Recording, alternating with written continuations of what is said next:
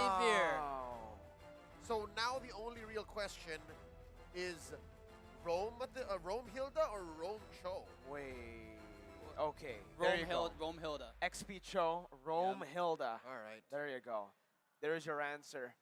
You always want to put Min on a hero that really just, gets vision, gets in your opponent's faces. Make sure that Gary gets the carry. Yeah. Is it going to be a damage Chow in the EXP lane or a hybrid, you think? I think just full tank at this point. It's still going to be full tank. Or the emblem could define. True. We'll see what emblem he goes for, right? If he goes for damage, I guess he's trying to just burst the Yves down or the Brody. But if he goes for tank, it's a bit more reliable when it comes down to the long team fights. Just, again, we're seeing the support coming in from both of the teams. Tennis Indoor Sanayan for both Echo and Team Hawk. Let's give it up one more time before we get into the decider. Back to a best of one. Game number 5 in the Land of Dawn.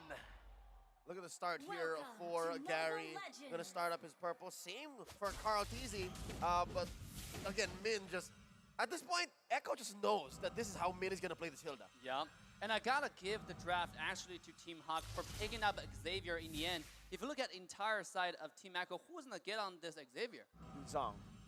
Yeah, sure, Yuzhong, but you have to go through a lot of vision, right? Because you know exactly where Yuzhong's coming. You have Hilda, you have Chow, who's not gonna lose lane that much. So if Yuzhong's gonna be rotating, Chow's gonna tell his team, hey, by the way, there's a dragon coming your way, so be prepared.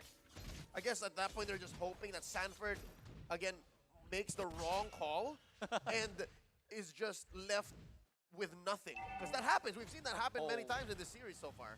They did swap, by the way. Swap, yep. But I don't think it's a good lane for the Beatrix up against the Yu Zhong. You can already see it. And in the gold lane, Benny is actually going to be able to dish out some damage back in. Lola losing onto the trade despite having a 2v1. You know, the swap philosophy is very, very interesting right here. Because Beatrix, again, is going to fall behind in the lane. Because Team Farm as well, compared to the Brody. But the thing about this game is Brody late game is going to be much less scarier compared to Beatrix, right? Because Beatrix, after you get those 3 core items, the Cauldron Size, the DHS, the Golden Staff, he's going to one-shot the Frederick. Yeah, so it's going to come to Team Hawk maybe making the decision to switch up like they did previously in the series, right? They do the Malaysian switch to start, and then they eventually course correct. We'll see if that same call happens here. Something else to note, the lack of gold in the early phase that the Beatrix will suffer might be worse given that it's a weapons master Beatrix. Absolutely. Now, first Turtle's coming up, and it seems like Team Hawk, again, has better map control in this area. Look at Hilda. Well, they are playing for that XP lane because of Panda, so they will have a little bit more room to play with. But look at the invade right now with Divine Judgment popped in. Gary finds the top of the blades, gets out, is able to actually secure the purple buff despite having that invade onto him. And Echo just moved back. Call TZ doesn't have the retribution, Gary doesn't have it too, but they're still trying to go for the turtle. You'll say no harm, no foul, but that might be what they're setting up for. The ult and the lack of retribution. Here comes the Black Dragon form. No contest for Team Hawk. It's clean. It's just clean, you know? It's just a contest up top, though. That's the Petrify and the Furious Dive. Panda losing a whole lot of HP as Min jumps in, trying just dish out a bit more damage with Ultimate 2. That's the Dawning Light coming through. Not able to connect Sanford with a very good sidestep. And it's still Echo grasping onto that 500 gold lead. Ooh, TikTok Live Carnival for the M4 playoff. Come to TikTok to cheer for M4. Not only have exclusive custom skins, you also have a bunch of other stuff to make sure you show up. Yep, and again, thanks to the gang. Dave, what do you feel about that first major rotation with the turtle? Right before Echo makes a play, can they get it?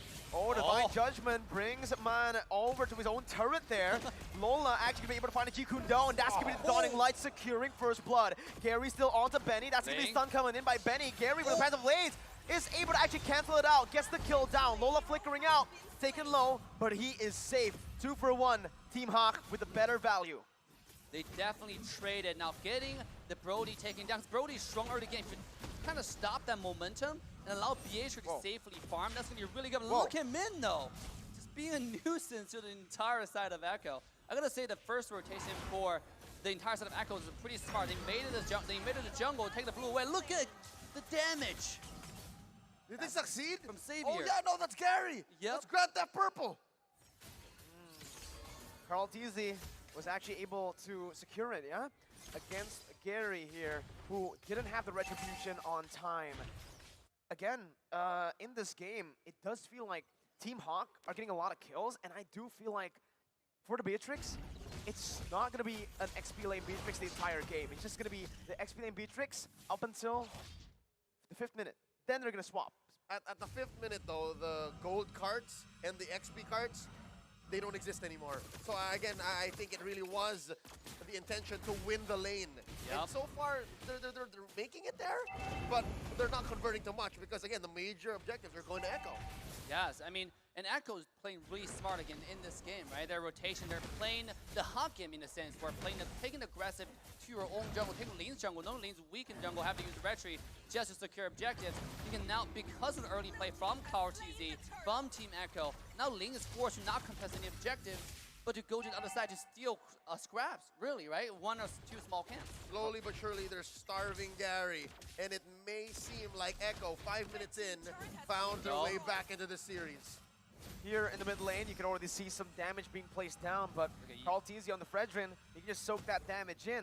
Min and Gary will not be able to actually dish out as much as Carl Teasy sustains, especially when he's already he's very tanky now, actually. Steals the purple buff away, and like you mentioned, Gary is not getting a say in the game right now. Divine Judgment pulling Min back. That's the real world revelation popped in as well. Gary, with the time of the blades, isn't able to dish out as much damage as he would want to. Yep, and all this time, THQ making the most of it. Panda was pushing up top. That's a tier 1 going down. And that's very important, tier 1. We saw this happen in the previous game, where tier 1 top happened, and then it's tier 1 bottom, but here go Minlay. Beautiful cancel for that way the dragon, man. It was looking bad, but wait. Carl Teasy solo? What? 1v1, Panda taken down in the XP lane as Gary looks for a trade here. Oh, that's the cutoff. Yaoi finding the sandwich maneuver, holding on. No, doesn't have Divine Judgment, actually. Gary gets out with the Finch Poise. Oh, here we go. The split push meta from Hawk now.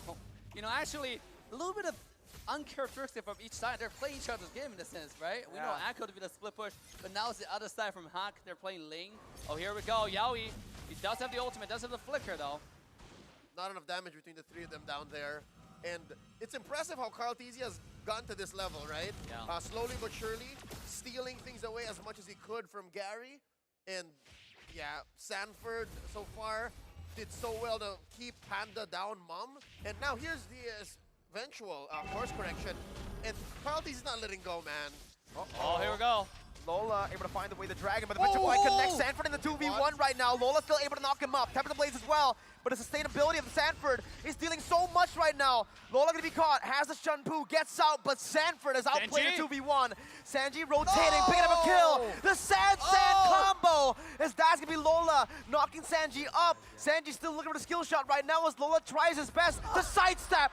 The Sand duo picks up a double. And that's why Sanji plays carry mid. He's so accurate on everything he does. Look at his pinpoint accuracy on skill 1 here. Oh, flicker from Yaoi coming to the mid though. And that's Yaoi backing off the damage from the Dawning Light and from Min, just poking him back. All right, so already we can say clearly Echo ahead. And look at this, 4v1. Can Carl Teasy survive? Oh, yes, he can. The Appraiser's Wrath gets him the HP back, but not for long. Not long enough for the other members to come through, but Sanji wants revenge. Man is down, and Echo are still holding on to the lead, even forcing more from Team Hawk. That's a man down. I was just about to say before the Saver, bit the dust, there is some signs of life from Team Hawk, despite being down about 4K here, 8 minutes in. Man is their late game insurance policy. The fact that he can defend from anywhere and help open up the map alongside Gary could be their ticket into staying in the upper bracket. Exactly. That's exactly what I was about to say. I mean, yes, right now the way it's going towards Echo. Here comes Steel Play though. Oh, Sanji's actually going to be the one engaging here. Man. The real world, oh my god, it almost just takes man down. Benny with the flicker, and Lola with the way the dragon, but it's only onto Yaoi. A misplay here as it's man down again. You were saying, Dave. Oh, I was just saying that late game, that Team Hawk might have the late game insurance to actually make a comeback. But right now, because the play the entire set of Echo is making, it doesn't seem like the insurance is going to do much. And so far, Echo has not let go. Again, for the longest time in the series, game 3 and 4, Echo was down. Now they are back in the driver's seat, 5K ahead. Gary already making a cut deep up top, but that's not going to stop Echo from taking this tier 2 turret.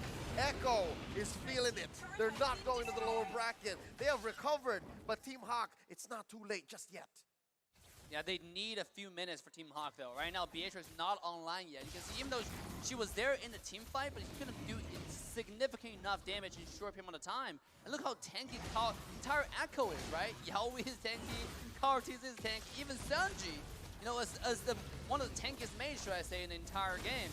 I mean, this gotta go to like, what, 15 minutes at this point in order for Team Hawk to stay in this game. For a chance even to think about it, right? So yes. How do they stay alive for 15 minutes? Well, number one, yes, continue cutting the lanes. Because again, at least Gary's making a leeway, took that tier 1 down bottom. But that aside, maybe defend from the base. I'm wondering what Man has built so far. Last we checked, I think, he had 2 major items, right? The Enchanted Talisman and the Clock of Destiny. Because that's going to be the major difference. At least Team Hawk has good wave clear. They do. Bennett plus Xavier, plus also, I don't know if I want to say a solid front line, right? They have Min, and they also have, oh, that's a damage show, by the way, right? So I don't know about the front line, man. That's going to be Divine Judgment, pulling Man back, and that's not what you want if you're Team Hawk. Exactly what you want if you're Echo. They're going onto the base. That's so much damage. They want to end. Onto Man, and once again, Gary's gonna fall. Benny is massive. GG! Echo end the game. They recover and they secure it in a best of 5, 3-2. They send Team Hawk to lower brackets. What's going on in the crowd? More than just the team members of Echo, it looks like our audience here in Sinayan are all in. Echo goes through, staying in the upper bracket while dropping Team Hawk into the lower bracket to fight for tournament life. What a series. The first full best out of 5 series. Are we going to see this again in the entire upper bracket? Team Echo, this game, even though the Gib held up, but they played their own game. They played aggressive with the Fredrin and the Brody, the full dive, they're committed to the textbook style, and look what it has done.